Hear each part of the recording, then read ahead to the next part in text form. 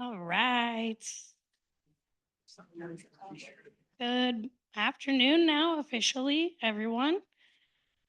Thank you all for being here on this very quintessential fall day. The colors are lovely out there. It was a lovely drive-in this morning. My name is Brittany. I'm a community library specialist here at Corvallis-Benton County Public Library. I will be one of your MCs over the course of this season. You'll see, you saw Charles last month. You'll see me again next month, and then Bonnie in December. So let's get rolling. I have some thank yous to get through before I pass the mic off. So big thanks to the Random Review Committee, that group of 10 folks who sat in a room for quite a few hours and selected all these titles. We're looking forward to doing it again next year. Thank you to Gary Whitehouse for writing our wonderful press releases. A big thank you to the Friends and Foundation of the Library for their co-sponsorship and support of Random Review.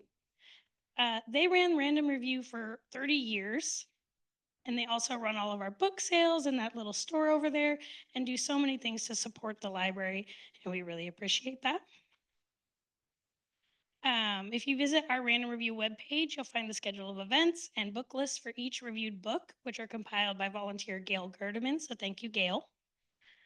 You'll also find the recordings of past seasons and all of the links for the live stream to YouTube for this season and last season. And without further ado, I'd like to introduce Annette Youngberg, who will be introducing our speaker today.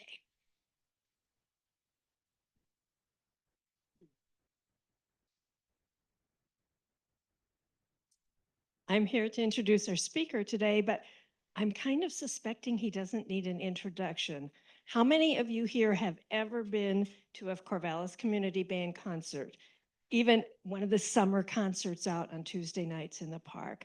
Yeah, then you know how great Steve is at explaining ideas about music and how they fit with our lives. The author of today's book, Dan Levitin, is a well-known musician and also, as you noticed, a neuroscientist, just like Steve Matthes, who is also a musician and a scientist.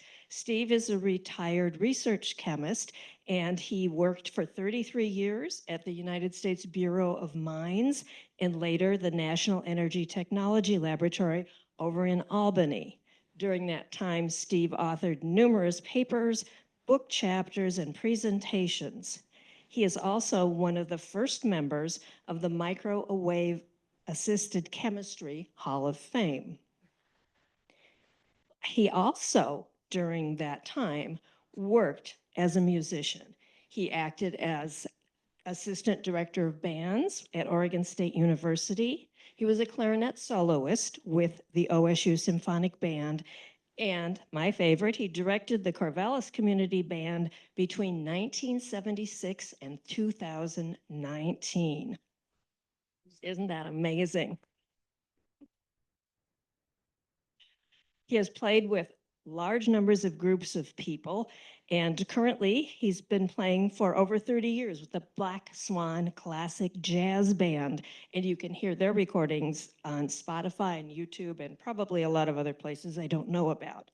My special tidbit for this introduction: Red Skelton at one time, back in the 1970s, performed here in Corvallis. Any of you remember that? I didn't even know about it. And during that time, Steve played in his orchestra because they used local musicians. In addition, Steve also received a Points of Life Award from President George Bush Sr. for his outstanding contributions in science education and in music. So please join me now in welcoming Steve.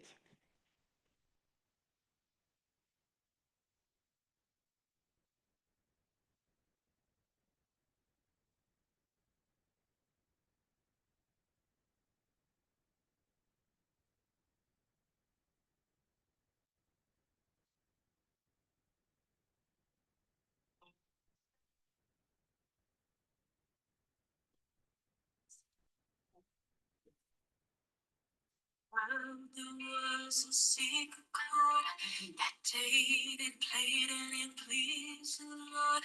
But you don't really care for music, do you?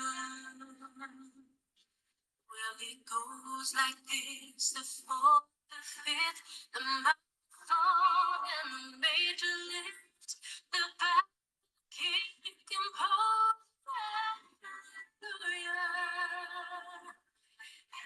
Hallelujah. Hallelujah.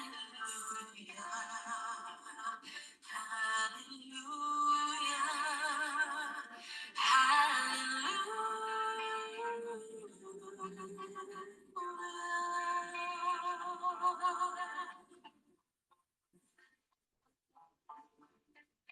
Your faith was strong, but you needed proof. You saw her bathing on the roof, her beauty and the moonlight, oh, the moonlight. She tied you to her kitchen chair. She broke your throat and she cut your hair. And from you drew.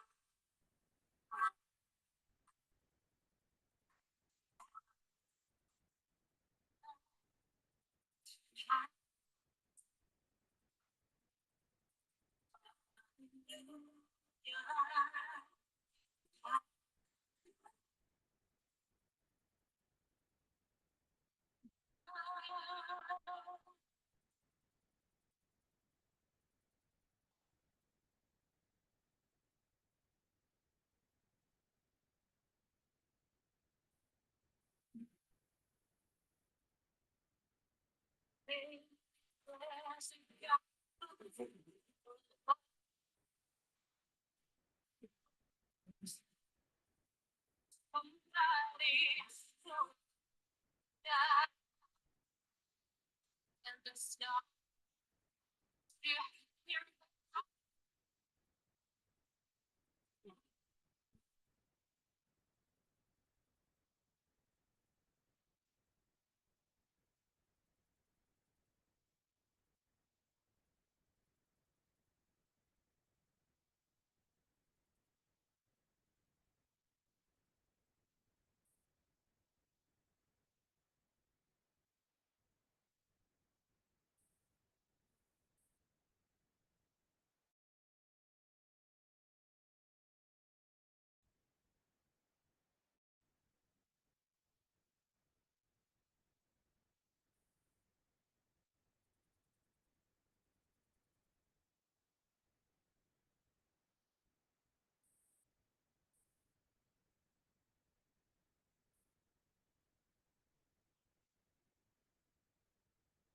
Of course, that was Hallelujah by Leonard Cohen, and it's where the title of our book today comes from. The very first line of that song is, "I heard there was a secret chord." Now, here's a little secret.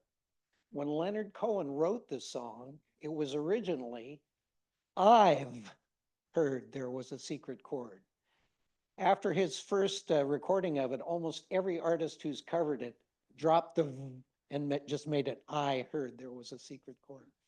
I'd like to thank Annette for that introduction. That was really too much, but it gives an idea why I like this book so much.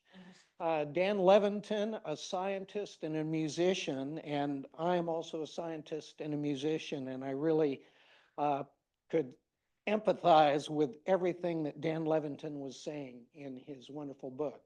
How many have read the book? Oh, great. And so how many want to read the book? All right, well, I hope so. If you've read the book, you know why I started this lecture the way I did. Can you remember back in the book why? Okay. Reread the book if you haven't.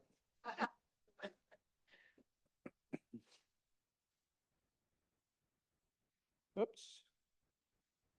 It is not. Well, let's try it this way. There we go. This is the book. It's also available on Audible. For those who like to listen to books in the car, you can get it on Audible. It's available. And wonderful book. And I was surprised, there were very few errors in it. Usually when you have a printing, you find errors all, a first edition, you find errors all over it. There are only a couple of errors in the whole book, so that's a good thing.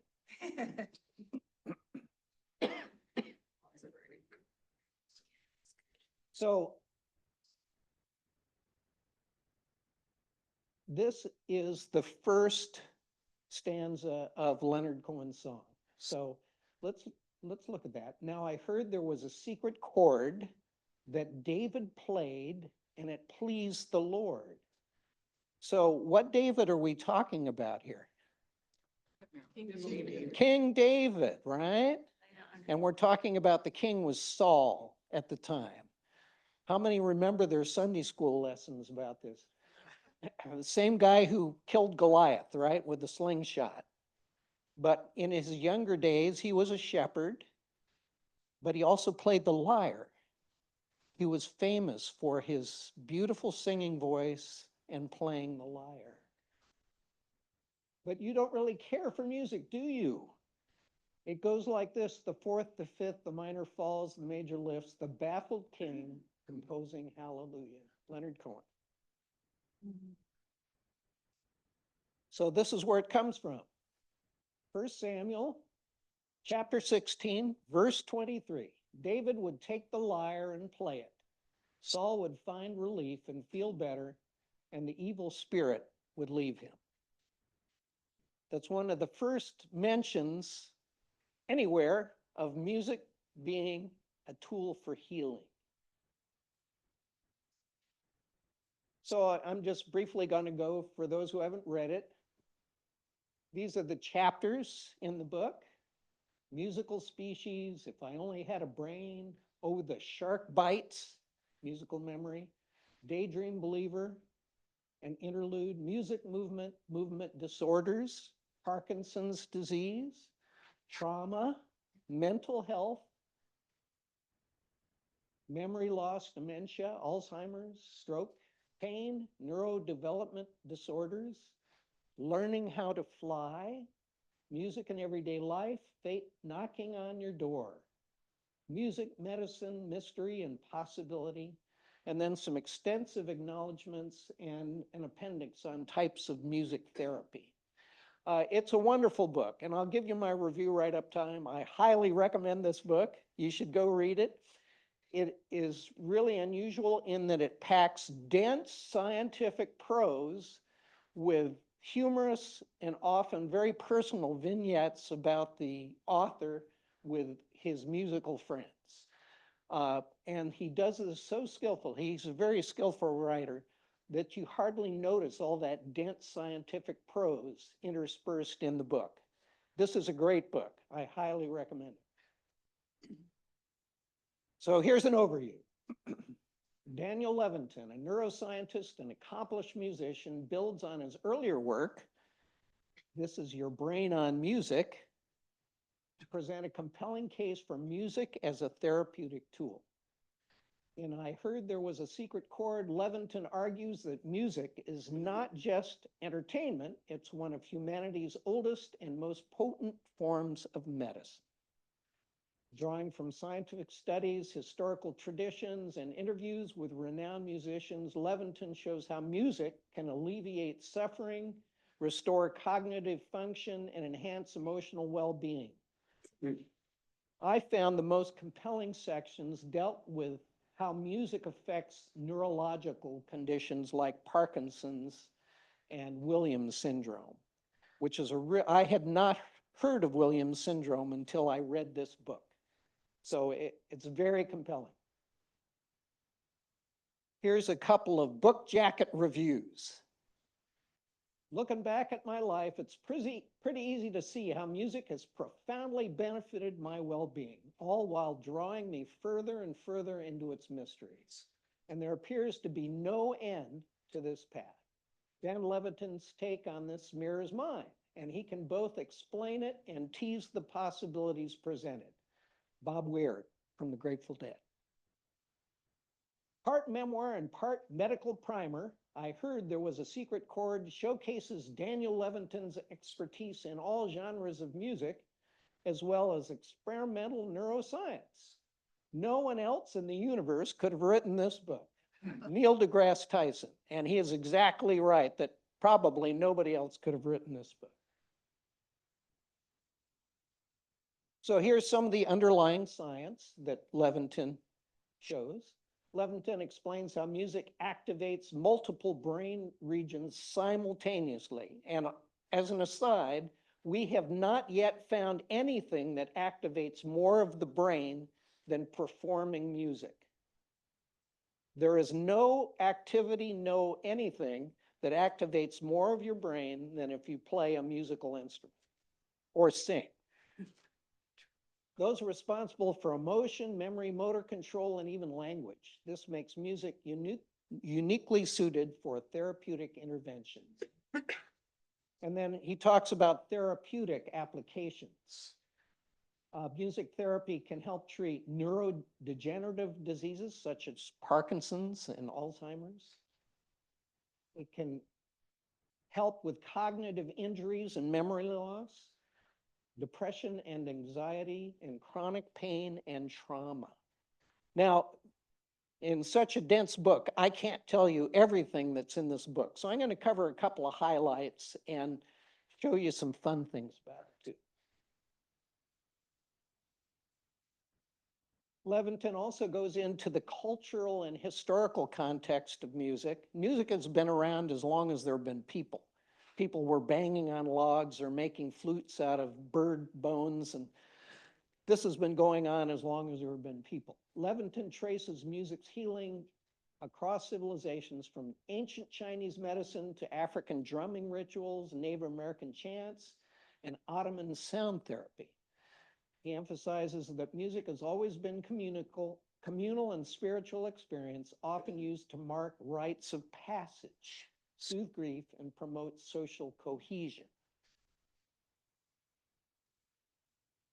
The book features conversations with musics like Sting, Kent Nagano, Roseanne Cash, Bobby McFerrin, Mary Kodama, and many, many others. This is the fact that Dan Levitin is an accomplished musician, especially guitar and saxophone. He has cooperated with all these musicians and made a wide variety of friends throughout musical genres.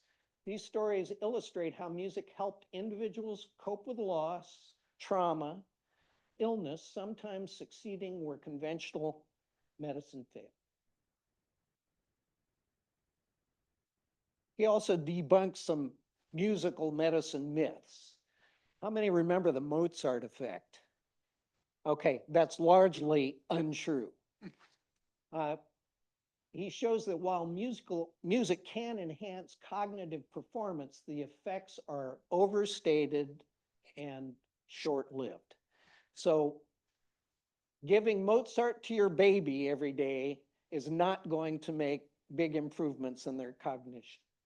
There is no magic frequency, and perhaps you've read or seen on YouTube or something about magic frequencies that can sharpen your intellect or help reverse memory loss. There is no such thing. He encourages readers to look beyond the hype and appreciate the deeper and more nuanced ways music interacts with the brain. This is a very accessible book, yet deeply informative, balancing rigorous science with lyric storytelling. Levitin skillfully mixes dense scientific prose with fun and often playful personal vignettes. It can be read linearly or in segments. You can read any individual chapter and get a lot out of it. You don't have to read it from start to finish.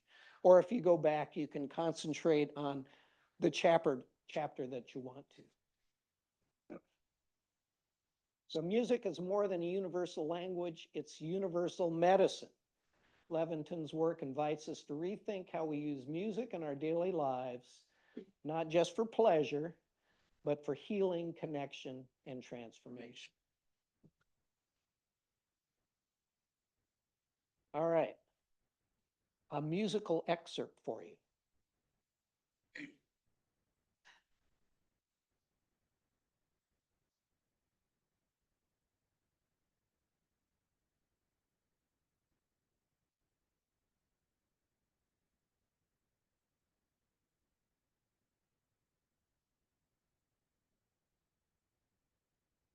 Get the right one. Okay. The Ballad of Macheath, also known as Mac the Knife, Die Moritat von Mackie Messer, is a famous song from Kurt Weill and Bertolt Brecht's 1928 music drama, The Threepenny Opera. How many have seen The Threepenny Opera? Oh, great. It's a great work of art. The original German version has very explicit lyrics. Very explicit concerning the violent crimes of Mac the Knife, including murder, rape, and arson. The English lyrics tone it down somewhat, and the ones usually used are by a fellow named Mark Blitzsteins. Less graphic. In the drama, the song is sung in German cabaret style, okay? Oh, the shark has pearly teeth, dear, so on and so on, like that. In 1956, at the suggestion of a friend, Louis Armstrong and his All-Stars had a huge hit with Mac the Knife in a swinging jazz version. Now, this is really unusual, and you'll see in a minute why when you look at the lyrics. How could anybody make a hit out of this song? 3 years later, Bobby Darin had an even bigger hit with his version of Mac the Knife, using mostly Armstrong's lyrics, but he substituted babe for deer. In 1960, a show in Berlin, Ella Fitzgerald added Mac the Knife to her program, mainly because it was so popular because of Bobby Darin's version. But 3 choruses into her performance, she forgot the words. And I'm going to play this performance for you right now.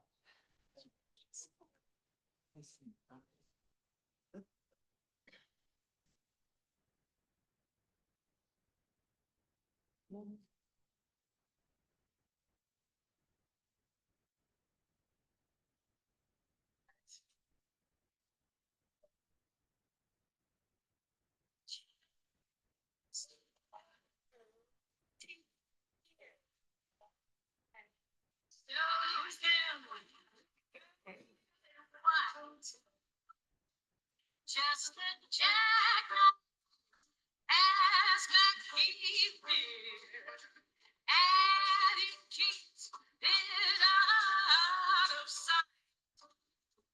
Oh, the shark bites with his teeth, dear. Start to lose, start to spread. Fancy clothes, though, where's Macheath, dear?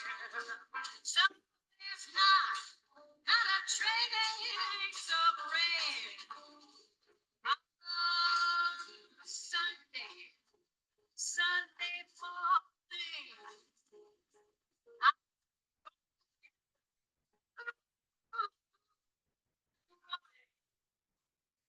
Someone sneaking round the corner. Tell me, could it be, could it be, could it be back tonight? What's the next call to the sun? This is the one now. No, but it was swinging too. And it's not in too. So we try to do back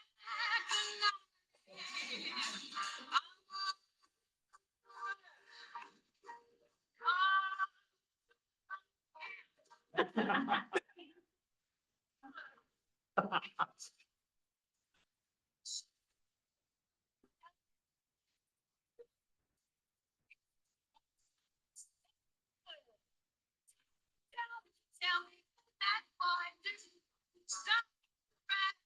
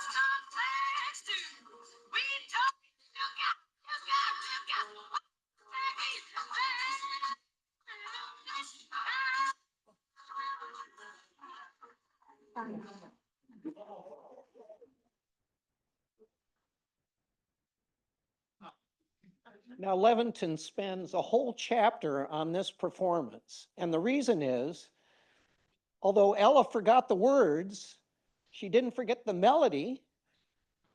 Some of the rhyming schemes she remembered.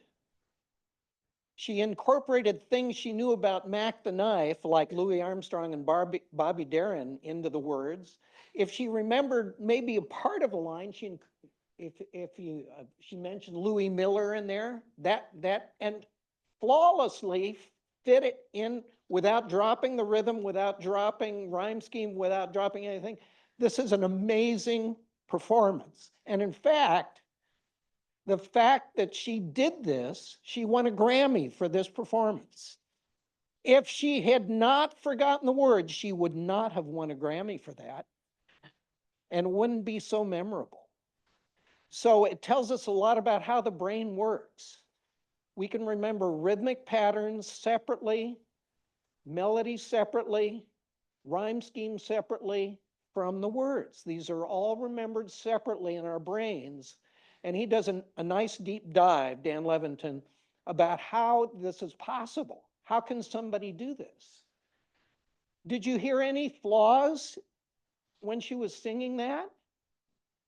I mean, it just flowed naturally, like that's what the words were, right? So I find that incredible.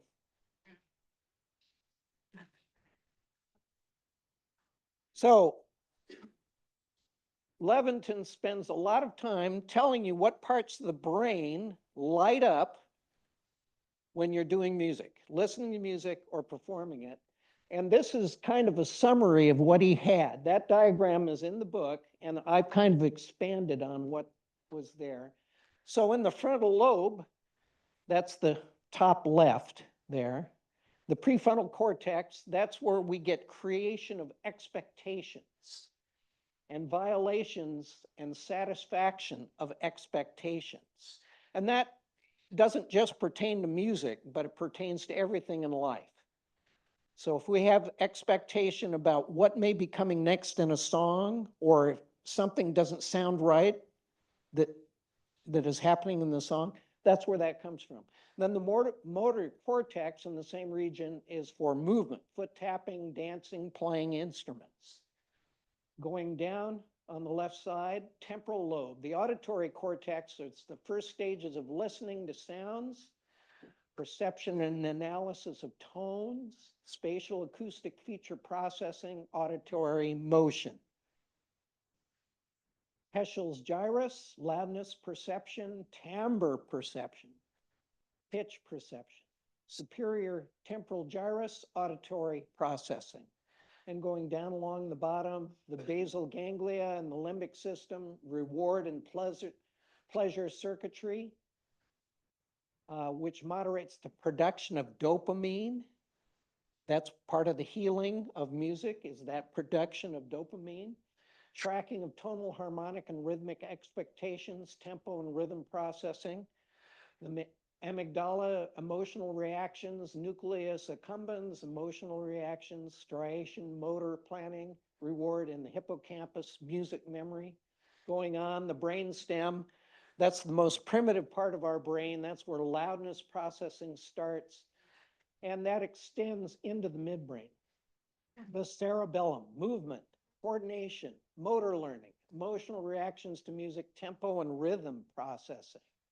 The occipital lobe, visual cortex, reading music, looking at performers' movements. The parietal lobe, sensory cortex, tactile feedback from playing an instrument. Interior parietal lobe, tonal pitch structure. White matter tracts. The corpus callosum connects right and left hemispheres, and the corticospinal tracts connects motor areas with the spinal cord. That's a lot. All right, Levitin poses this question, which you've all heard before. If a tree falls in the forest and no one is around to hear it, does it make a sound? Who says it does? Okay, who says it doesn't? Okay, well, it all depends on how you define sound. If a tree falls, it will cause disturbance of air molecules, which is a real thing, and those air molecules can affect other things. But the problem is, sound is a conscious experience that requires a listener with ears and a brain that can interpret the moving molecules of air as sound. So technically, it doesn't make a sound when a tree falls in the forest and no one is there. You have to have someone who can interpret those movement of air molecules as sound. Trick question. Dan Levitin also goes into how the ears work. They're really simple devices, and yet we can listen to Ella Fitzgerald with all that nuance, rhythm, and everything, and this is all processed through this very primitive stuff. We have a tympanic membrane, the eardrum, which vibrates and sends those vibrations into the inner ear canal to the cochlea, which has very small hairs in it. And those hairs will individually respond to different pitches. So at one end of the cochlea, the hairs will respond to high frequencies, and further down to low frequencies. And these vibrations are sent further into the cerebellum to interpret those as pitches. So the pitches are all artificial, created by our ears. Think about that for a minute. There is no tone without our ears and a brain to interpret it. This is what we're talking about. So if we have, just consider those as strings. So the fundamental would be the one at the top. But when a string vibrates, it doesn't just vibrate in one way, it vibrates in a whole bunch of ways, which we call the harmonic series. So the first harmonic is the second one, where it vibrates twice as fast, 2 times F, the fundamental frequency. The next harmonic is 3 times F, the fundamental frequency. The next one is 4 times F, and so on and so forth. So these harmonics build twice, 3 times, 4 times, 5 times, 6 times, 7 times. And this is what builds all the tones that we hear. This is the harmonic sequence up to 32. So F times 32 right there. And if you look carefully, you can pick out those various tones, but I just wanted to show you what it looked like. So this is the harmonic series based on C. So on the far left, that's the tonic C, our fundamental tone. And so we know that the first harmonic is 2 times F. That's called an octave. And that's the second one there. You see 1 and 2. And then the third one is 3 times the fundamental, and that's a G, which we call the 5th in music. And then it goes on. The 4th is another C. The fifth is an E, which is we call the third above the tonic, and so forth and so on.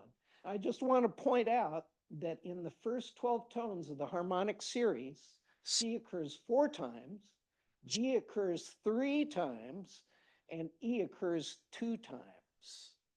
And this is what we build our major chord on, C, E, G, C, E, G. And that's why it works, because these are the fundamental frequencies of the harmonic series. A question? Well, I was just wondering, how would you explain the ability for perfect pitch? It's a good question. People do not know what causes perfect pitch.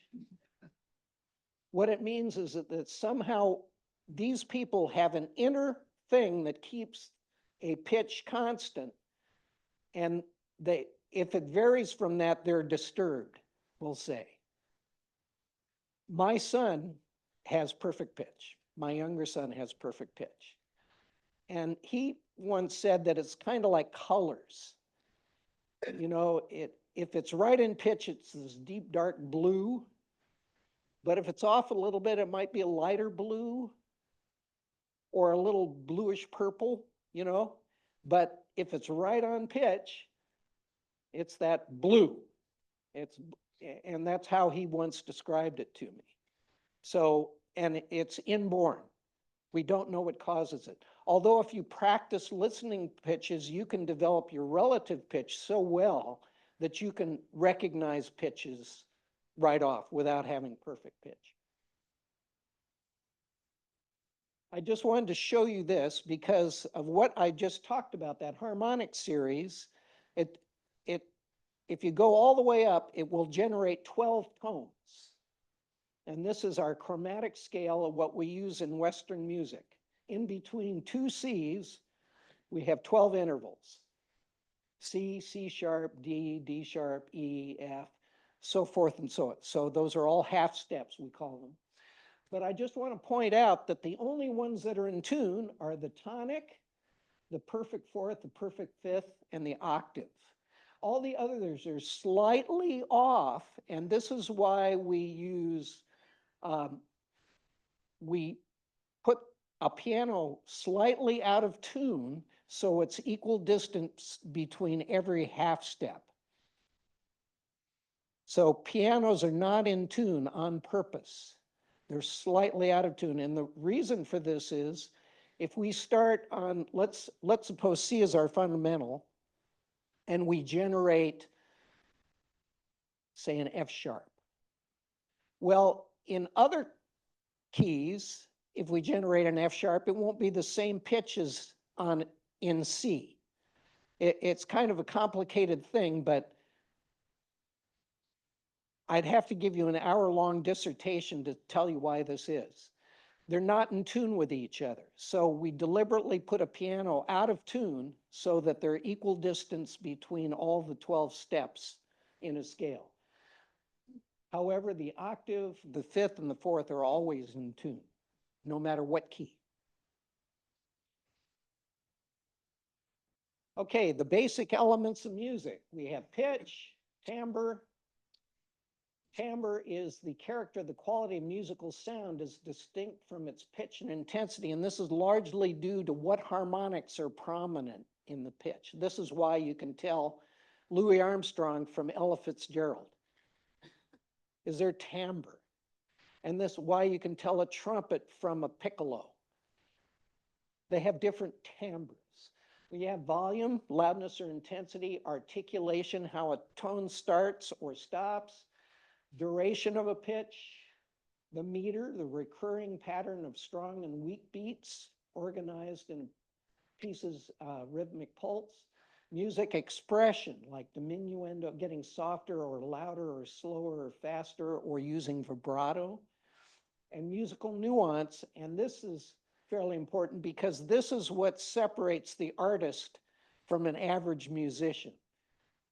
Personal variation of musical piece by an artist to express generally emotion or some kind of idea. The fact that most people can detect all these basic musical elements means that somehow they contribute to our survivability. For some reason, we have ears that can capture this information, and using our brains to analyze the information, we can find beauty, joy, meaning in a Mozart symphony, a Beatles song, or Elif singing Mac the Knife. There has to be something that has to do with our survivability in all this. Our brains are too small to characterize all the information that's coming at us at any time. So for some reason, music has this importance. Let's talk about pain for a minute. So there are known mechanisms for music as a pain reducer. We've always known that it can be a diversion, something that takes us away from thinking about our pain. And that's the easiest to do. So if you have a headache and you listen to calm, soothing music, something that takes your attention away from the pain, that's called diversion. We can elevate your mood. We can put you in a better mood. And when you're in a better mood, you do not feel pain as deeply. And this is very personal. It has to be the right music for you to do this. Activation of neurochemicals in brain circuits that involve pain perception. So this is where the dopamine comes in. We can listen to music and produce ourselves dopamine, which will reduce the pain. And finally, the placebo effect. And don't poo-poo the placebo effect. It is very powerful. If we think a piece of music is going to help us reduce pain, it will. One of my favorite sections in the book is talking about music and Parkinson's. And Levitin goes into some extensive explanation how rhythmic auditory stimulation, a technique using steady beats or musical cues, can significantly improve motor function in people with Parkinson's. Improved gait and coordination. If Parkinson's patients are listening to music with beat, they can walk with that beat very easily compared with silence. Neural synchronization. Music helps synchronize motor and auditory neural pathways. And emotional uplift. And of course, if we feel better about ourselves, this reduces anxiety and depression, which are common in Parkinson's. Another interesting part of the book I liked was Williams syndrome, which I had never heard of before until this book. So people with Williams syndrome generally have very, very low IQs, generally below 70. And below 70, you can't learn to read or write. You frequently have difficulty expressing yourself verbally. You can't perform a lot of tasks that you normally would be able to perform. But Williams syndrome patients, for some reason, have enhanced musical skills. This is a very unusual thing. People with Williams often display perfect pitch, strong rhythmic memory, and deep emotional reactions to music. Social emotional benefits. Music helps improve social bonding, emotional regulation, and communication skills. And these, again, are folks that have IQs less than 70, in which it's just hard to function in everyday life. Neurological insights. Studies show that musical engagement activates brain regions in Williams syndrome patients that are typically underdeveloped for other people who have cognitive problems. So very unusual. I really recommend this chapter because he interacts with a lot of Williams patients, and it's just amazing how somebody with low cognitive skills can be a skilled musician.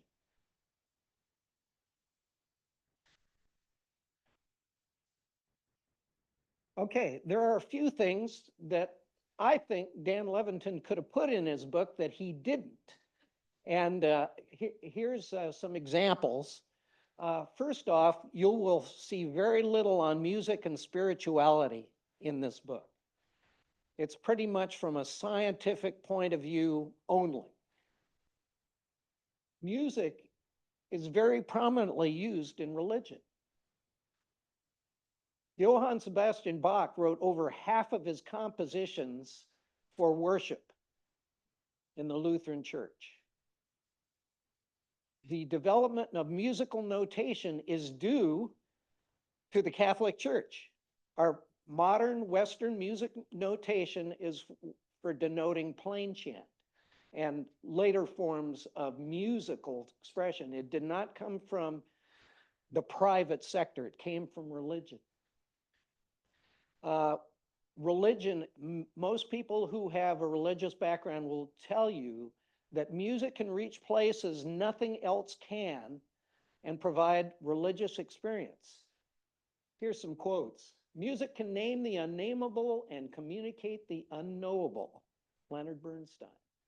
Music expresses that which cannot be said and on which it's impossible to be silent. Victor Hugo. Music was my refuge. I could crawl into the space between the notes and curl my back to loneliness. Maya Angelou.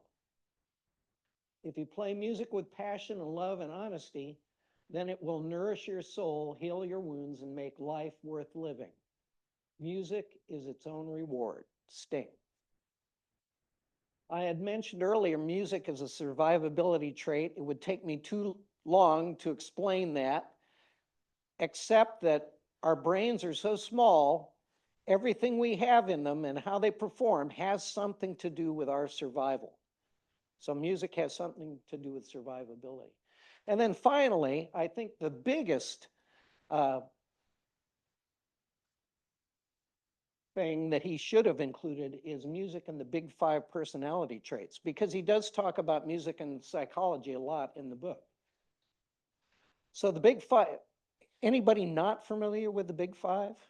Okay, so the big 5 is how psychologists break down what we'll say are the innate personality traits of the individual. And there are 5 of them, and these 5 traits plus intelligence tells us more about success in life than anything else. So those 5 are openness, which is creativity, curiosity,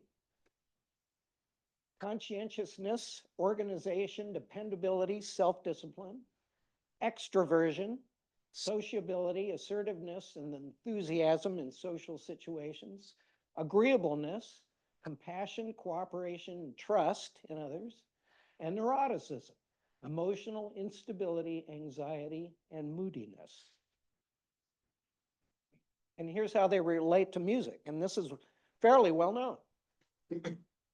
Openness is strongly linked to love of sophisticated genres, like classical, jazz, and experimental music. Conscientiousness tend to prefer structured, uplifting music, such as pop or country. Extroversion, drawn to energetic and rhythmic music, dance, electronic, upbeat pop. Agreeableness, often enjoy soft, mellow, and acoustic music, folk, R&B, easy listening. And neuroticism may gravitate towards intense or emotional expressive music, such as rock, emo, or dramatic ballads. Now, it's true that we all have some of each of these characteristics. So your preference for music may include multiples of these, depending on how strong you are in each of these characteristics. A 2002 study found that these links between personality and music hold true across cultures and continents, suggesting a universal psychological connection between who we are and what we listen to. And this is important because a lot of the healing that music does has to do with our personal preferences for music.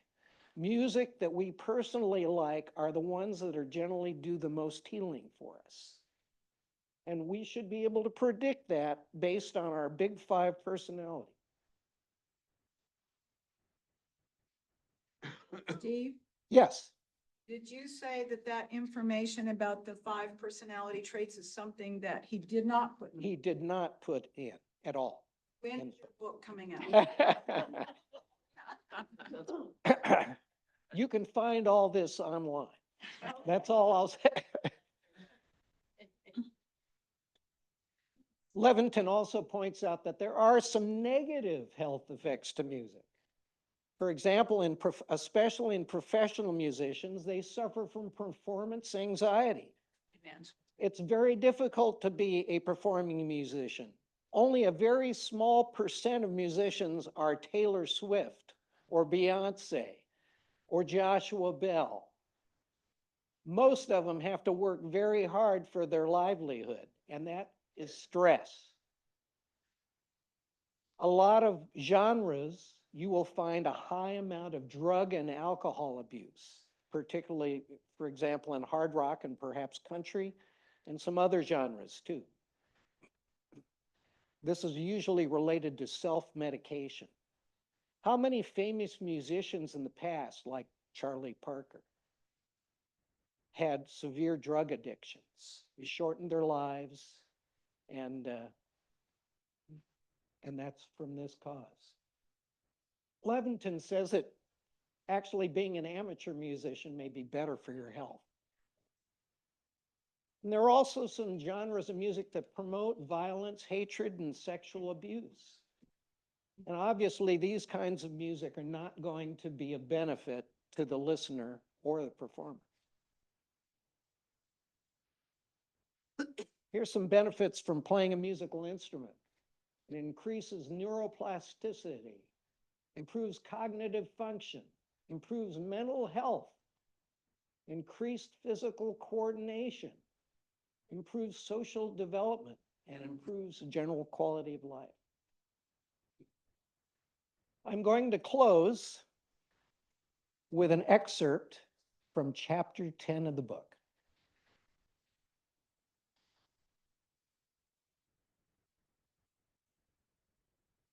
If I can find it.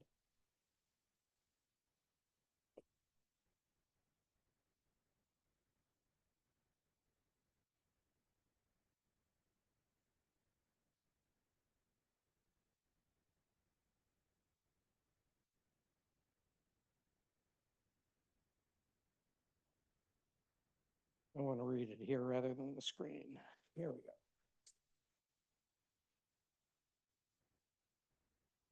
go. Excerpt from chapter 10. I heard there was a secret chord. In March of 2015, singer-songwriter Joni Mitchell had an aneurysm that burst in her brain. She fainted in her kitchen and wasn't discovered until 12 hours later. By the time she got to the hospital, there had been a lot of internal bleeding, and she remained in the ICU for many weeks. Multiple reports indicated that her condition was grave and that it was unclear that she would ever make a full recovery. After 3 months, she was transferred to a skilled nursing facility. She couldn't talk or walk. She was later released to her own home with 24-hour care. One of the nurses saw my name and phone number on a scrap of paper in Joni's kitchen and called me. The nurse said that whenever Joni heard music coming from their cell phones, she seemed to come alive. Excuse me.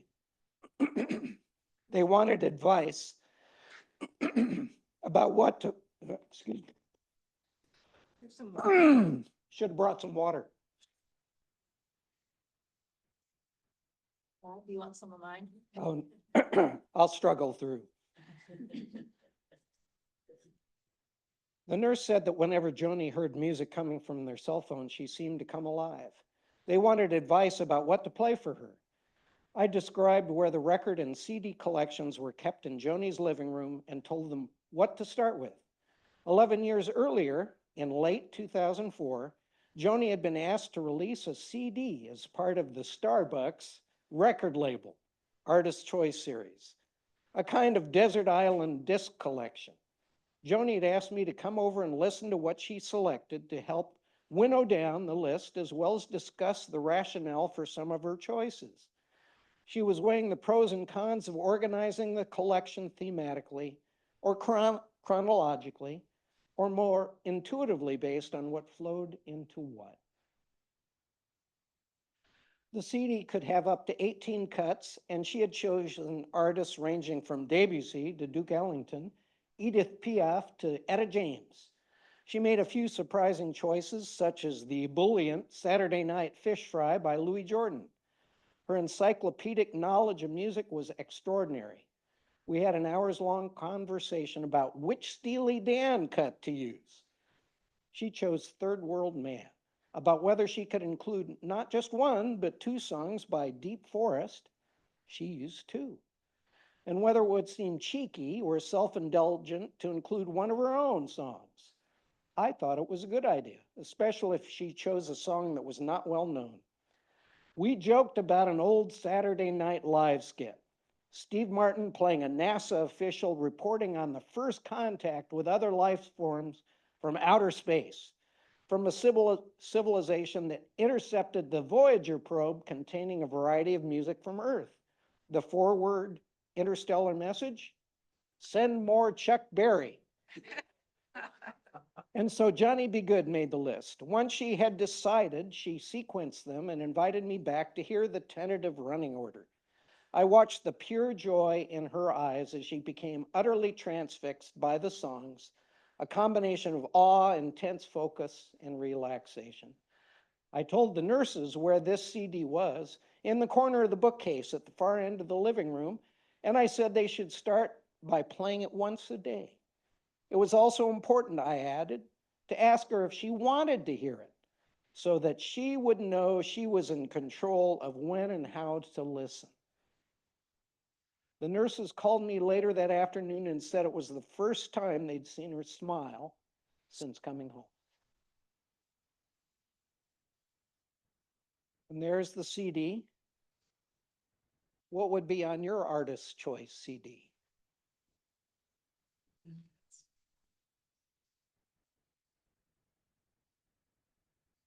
Joni began physical therapy and speech therapy. The length of time that she went without treatment presented a pessimistic picture of whether she'd ever get back to anywhere near normal. After 2 weeks, the nurses said she was working devotedly on her physical therapy and speech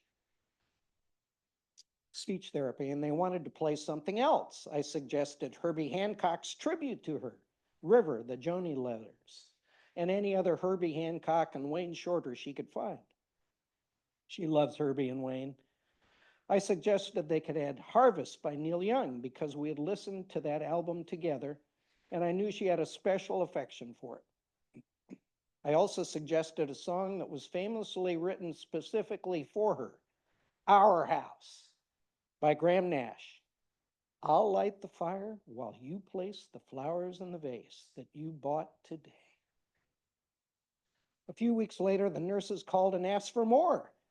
I suggested they try early Duke Ellington and Joni's own collection with Charles Mingus, because she had been so deeply moved when the great jazz bassist had sought her out to collaborate with him when he was dying of ALS.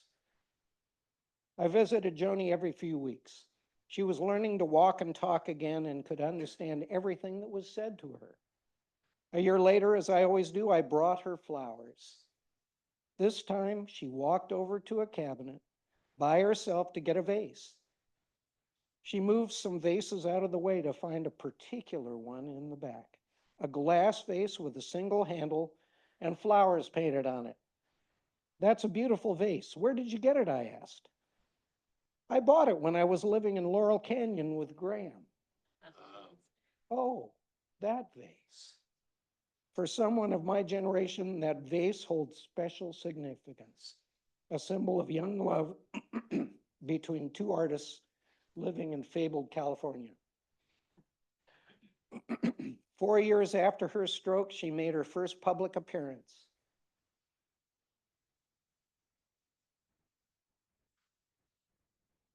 Attending the Grammys. In 2023, she was awarded the Library of Congress Gershwin Prize and sang Summertime at the awards ceremony. Recovery from brain trauma is not an exact science. I can't say for sure what caused the transformation in Joni over the following weeks and months. Maybe it was simply being away from the sterility and oral assault of a hospital room. Maybe it was being back in the familiarity of her own home, being able to spend time in her garden, watch her koi fish, eat some home-cooked meals. Maybe it was simply the passage of time or her unmatched willpower. Or maybe it was the music. My guess is that it was a combination of all of these, and that music was the catalyst, if not the very instrument, of Joni's remarkable recovery. Thank you very much.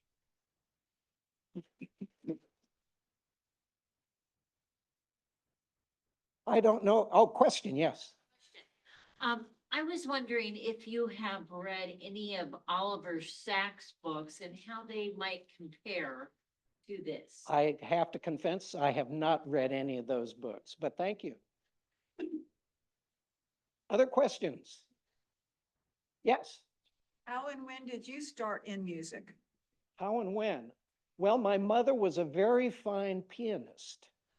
She, in fact, was a piano and psychology dual major at Denison University in Ohio. I taught there. You taught there, all right. And growing up, she was always playing Beethoven or Bach. I remember that Beethoven sonatas and Bach inventions were her favorite. She was playing those all the time. And she encouraged me to start playing an instrument early. I never got interested in piano, but I learned clarinet starting when I was 8 years old, which is quite young for clarinet, and have played ever since. Yay. Other questions? Yes. In your discussion of where the 12 notes in our scale come from, I'm curious, there's some cultures where there are quarter tones, right? Yes. So in other words, in between those, so those 12. So how does that relate to the physics, and how does it? The cultures that have what I would call like quarter tones in them relates to their languages. A lot of the Asian culture have pitch variations in their words.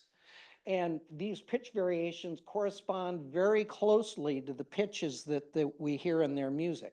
Now, their melodies, particular Asian melodies, tend to be pentatonic, which we can relate to here in the West, but they will use these quarter tone variations to it. But the basic melody is still pentatonic, but they use this quarter tone to color the music, we'll say.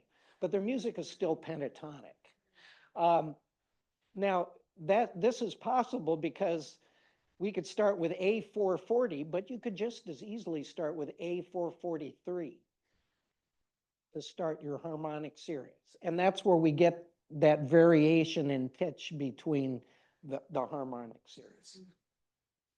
Is that close enough? Thank you. Yeah, question? Does he go into the origin of the tarantella in his book? He does not, but there are two theories on the tarantella. One is it's the dance you dance when you get bitten by a spider. And the other one is it's the dance you dance to cure the bite of a spider. It's an Italian folk dance, yes. Just to follow up, a friend and colleague plays that music.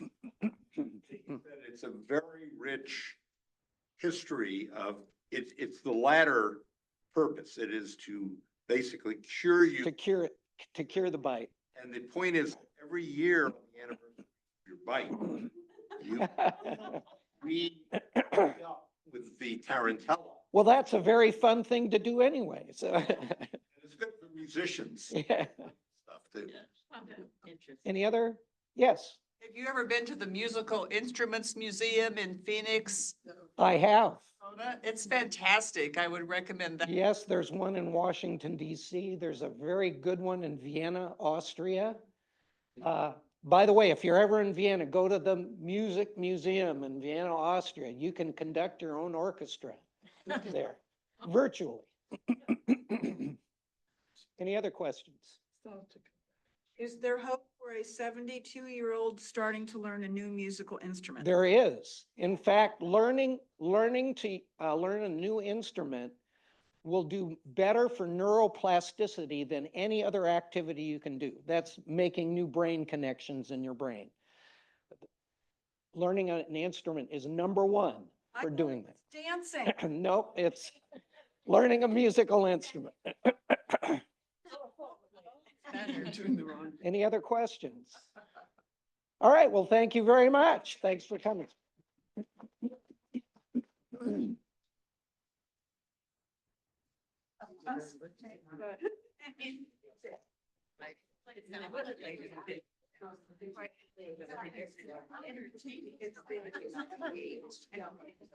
You need to pick a food or. Well, no.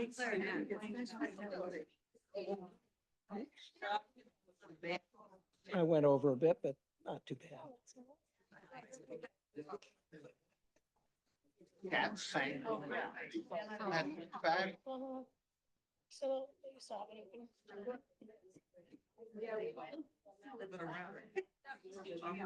It was closed. Oh, okay, so.